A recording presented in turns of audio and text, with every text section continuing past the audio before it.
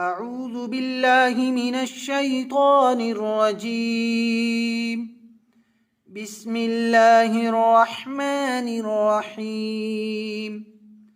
واعلموا أنما غنمتم من شيء فأن لله خمسه وللرسول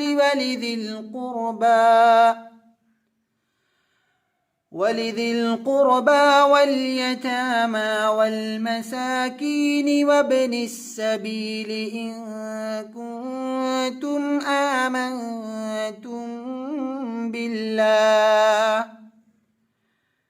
آمنتم بالله وما أنزلنا على عبدنا يوم الفرقان يوم التقى الجمعان والله على كل شيء قدير.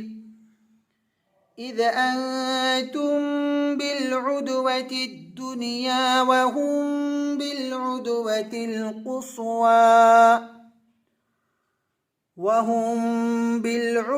القصوى والركب أسفل منكم ولو تواعدتم لاختلفتم في الميعاد ولكن ليقضي الله أمرا كان مفعولا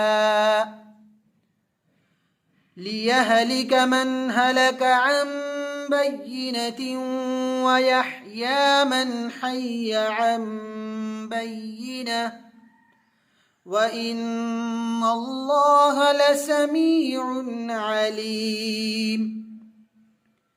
إذ يريكهم الله في منامك قليلا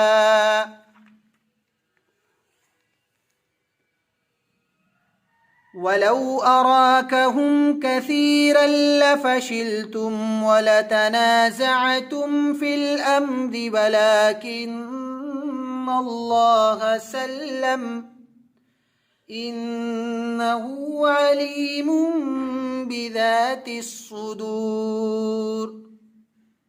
وإذ يريكموهم إذ التقيتم في أعينكم قليلا ويقللكم في أعينهم ليقضي الله أمرا كان مفعولا وإلى الله ترجع الأمور. صدق الله العظيم.